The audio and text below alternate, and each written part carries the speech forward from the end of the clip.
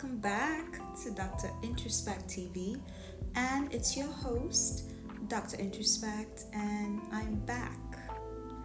Today I am restarting our Candid Chat series, which is a segment of the Introspect channel I started a few years ago, but as you know, I dropped off. But now that I'm back, I figured it's a good idea to bring it back as well.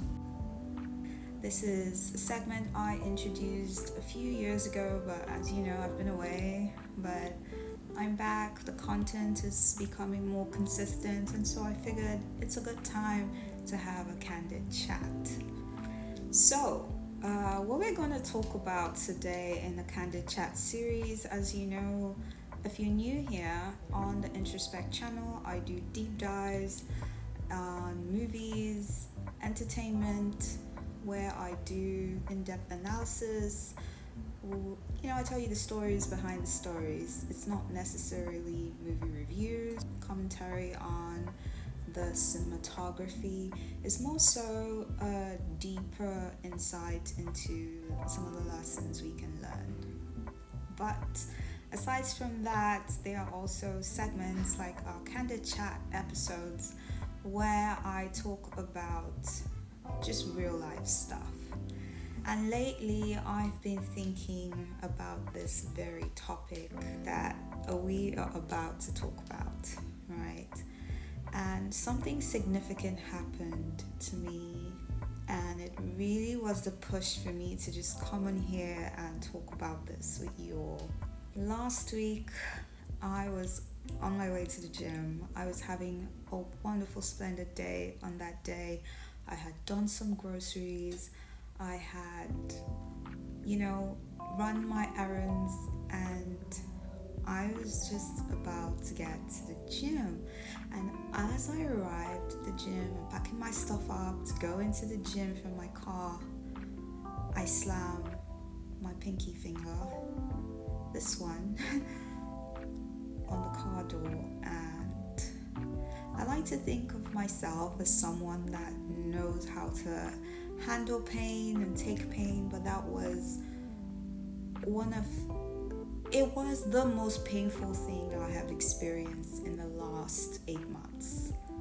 It was so painful, but I'm a big girl, so I'm not gonna be like crying and bawling in the parking lot. Of course, if you cry, that's fine, but this is what I was thinking. I'm not gonna be crying and bawling in the parking lot. And I've stopped my finger, I've stopped my toe. You've been through this every now and then, and it happens, right? And you keep moving, but this was not like that. I was actually worried. It turned red instantly. I'm pretty sure if the skin had broken, I would have just been gushing over everywhere. But the pain was just insane.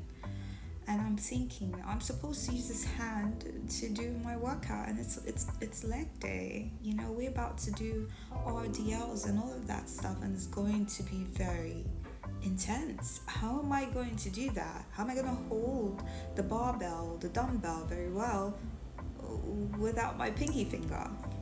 So anyway, I go through the workout, 3 hours. I text my mom, like, I don't know what to do. And she gets back to me in like 3 hours, and she's like, put ice on it. But it takes me right about the same time to be done with my workout and get home, and then start to ice my finger. And it was just horrible. But in that moment, it's still hurting me right now. I could not even graze the finger on anything. It was so painful.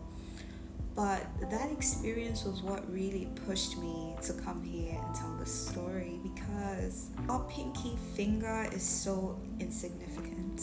We could probably go on with our lives without it comfortably, but it was not being without it that made me realize how grateful I am to have this little finger. It's what is going to segue to the main conversation I want to have today. We have gone through some of the most difficult times as a collective. And this is not to say that there haven't been very significant or far more significant things in the past: famine, disease, all of that. We've had the pandemic. We are still in the middle of an economic crisis globally. Inflation, unemployment, everything you can think of is happening. And this is just on a communal, collective scale. On an individual basis, people are going through things. People are having personal struggles, depression, anxiety, health crisis, deaths in the family. There's so much happening, and it just feels like there's no break. 3 months ago, I was thinking about this, and I was like, I know that in life, nothing is guaranteed. You know, they say, where I come from, no condition is permanent. But when it feels like people are just constantly in fight or flight mode, constantly fighting through something to get out of something, or bracing for what's coming next, because they are just continuously fighting, they're continuously it's just a lot. It's like, when do people get to have a break? Yes, things happen, but when do people get to have a break? Because you need breaks. You need breaks so that you can forge forward, so that you can fight the next battle. I don't know anyone that just keeps fighting, even if the break is just to like breathe and get back into the fight, but it's just like rolling punches. I talk to a lot of people, and some other people in my coaching practice, and it just really helps ground you in the understanding and the awareness that you're not the only one going through stuff. Stuff is happening to people, and stuff is pretty much a part of life, And then it brings up the question of whether what's the point of all this? What kind of life is a life where you're constantly fighting? If you watch my channel for any length of time, you've probably heard me reference Attack on Titan. That is my favorite anime, and for me it's not just the action sequences, it is the whole philosophical aspect of pondering on what it feels like is a pointless existence. What do you make out of a life where you feel like you're constantly struggling and you're constantly fighting to be here, only to just keep fighting? And for a lot of people, this is what life has been feeling like for a while. Whenever bad things happen, I don't know if it's just me, but you can tell me in the comments, I always say to myself, why did this have to happen right now? It almost seems like when we have negative experiences, they pile up on each other, or they come at the worst possible time. And so I think about it, and like, if I was the architect and I was designing this, I would have organized it in such a way that I would have put it at an appropriate time, is what I'm thinking. The universe is doing a terrible job. I would do a better job. But then I think deeper, and I'm like, well, if I was being honest and I factored in my actual personality tendencies, I would probably plan it all in such a way that it wouldn't even happen at all. I would have anticipated and gotten rid of it. If I was the one in charge of my life, I probably will have no negative experiences at all.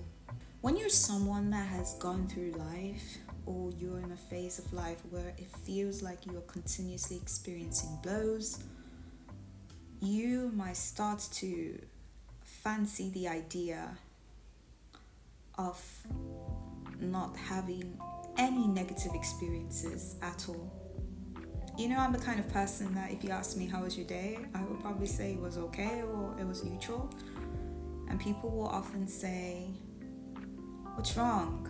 Or why didn't you say you had a smashing day? Why didn't you say you had a good day? And I'm like, I'll take neutral over something bad.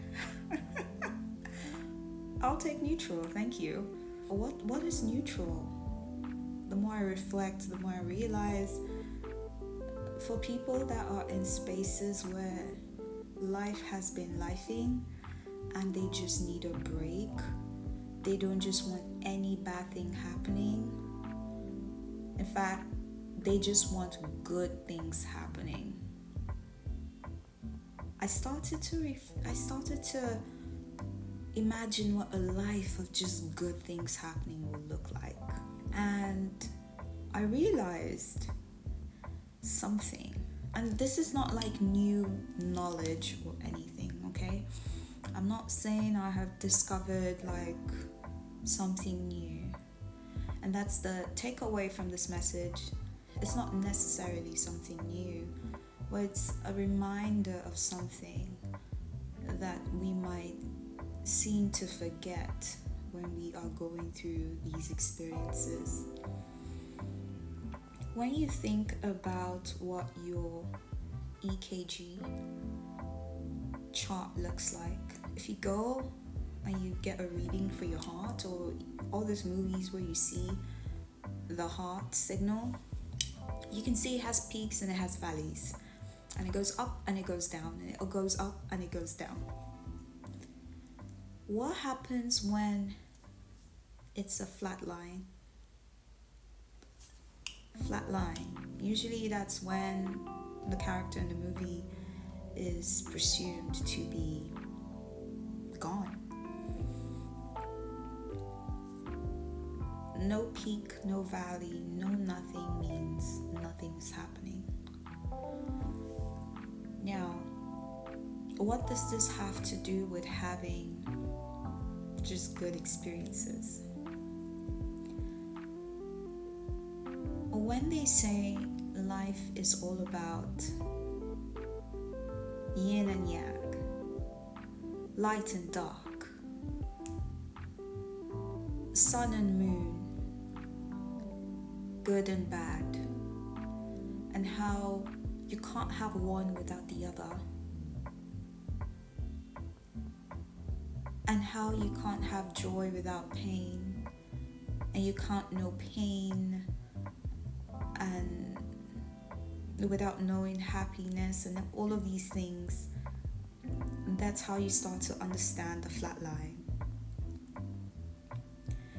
If you continuously have just positive experiences, you're not going to have peaks anymore. Let's say you were just down here and then suddenly you started having up, and it just stays up. It's up, up, up, up, up, up, up, up, up. It actually starts to become a flat line. Now, it is still objectively still a good experience. It's still good. But for you, relative to everything you've had, it's just another day. It's the norm for you now. Anyone else on the outside looking at you, is your peak is probably, everybody here is probably here, and you're like way up here, and they are just looking up to you like, wow. But for you, it's like, it's just another morning, it's just another day. Good things happen to me every day. Relative to every other good thing that has happened to you, this is not new. This is just another day. And you start to become numb to it. You start to lose a sense of even gratitude. You know how those super wealthy celebrities have taken every substance you can think of, and nothing gives them a new high anymore because they've tasted all the highs. They're looking for a sense of pleasure, a new sense of joy, a new something. They want to feel something. Now, instead of you feeling joy every day, you've got a new promotion, you've got another kid that, your spouse has delivered that is healthy, you've bought another house, you've been completely healthy for the last 8 years, you haven't even had to go to the doctor for anything but your physical, and your physical always comes good. It becomes a distant memory what it is like to go and get bad news. And because the mind has this association with pain, that's why people say, time heals wounds and things like that, because the farther away you get from it, the farther the pain feels. It doesn't feel as new, it's not as in your face as it was before. So when my finger heals, I'll probably forget what it was like a week ago and what it's like right now. You don't really have anything to compare the experiences you're having to. And someone might say, okay, what about the opposite? What if you've just been having negative experiences for so long that you don't even know what happiness looks like anymore? Because happiness is so far away.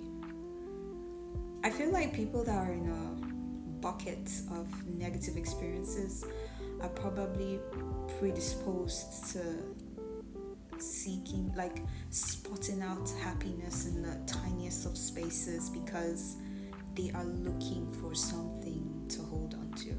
You can let me know what you think about that. They are the people that it could be just the day is beautiful outside. It's something so little, something so insignificant. But I digress. I say all this to say that having experiences is what life is all about. And it can be hard to say this. It can be hard to take it in, to process it. I think as human beings, we make meanings out of things. Perhaps life is just happening, but we ascribe the meanings to it. Maybe it's just an experience, and then we ascribe the meaning of it being bad or it being good. What I find is really interesting is how meanings change. There are a lot of cases where people go through something. And when they come out of this thing they've gone through, they say, I wouldn't change it for anything. So many people. They say, you know what? It was horrible when it happened, but it helped shape who I am today. It helped create the person that's standing in front of you. But when they were going through the experience, maybe the experience is teen pregnancy at 15 and not being able to go to college, and or it could be an accident, or it could be a job loss for 3 years, and when they're in the middle of this experience, it's like, this is horrible, this is bad, this is the worst thing that could ever happen. But then there is a transformation that happens through that process, that they are 15 years into their future, and maybe they're an author of 3 books. I saw a lady that had the baby at 15, and she owns her own medical practice, has 6 kids, and one of the kids is in medical school. And she's like, I did that. she was a woman of color, so you know it must have not been easy.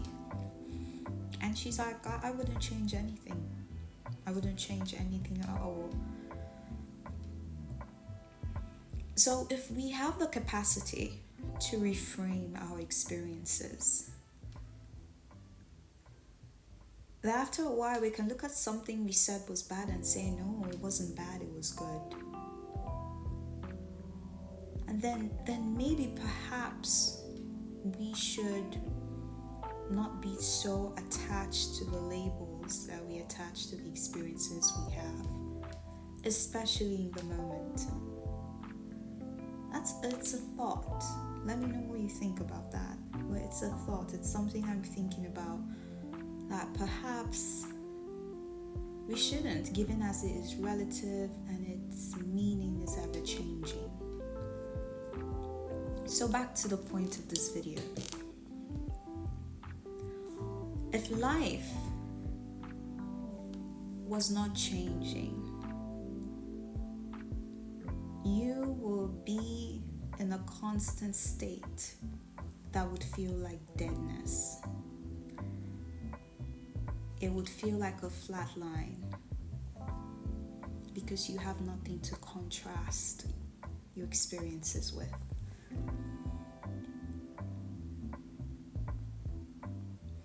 If you are going through something, which you likely are, because you're a human being, and if you're watching this, you are alive, have faith. Don't lose hope. And keep fighting.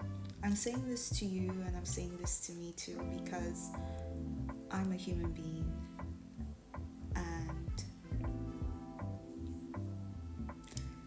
I will likely keep going through things, and I need to come back to a video like this to remind myself, as I'm reminding you, that this is what life is. Life is a collection of a sequence of experiences that we choose to make the meanings out of. And to take breath and to have the benefit to still be here, or to choose to be here, it is an invitation into a wide array of experiences. Good things that we define as good will happen, but so will bad things. In general, we will have and continue to have experiences as long as we are here. If you are a spiritual person, I think there is comfort in knowing that you are not alone in this.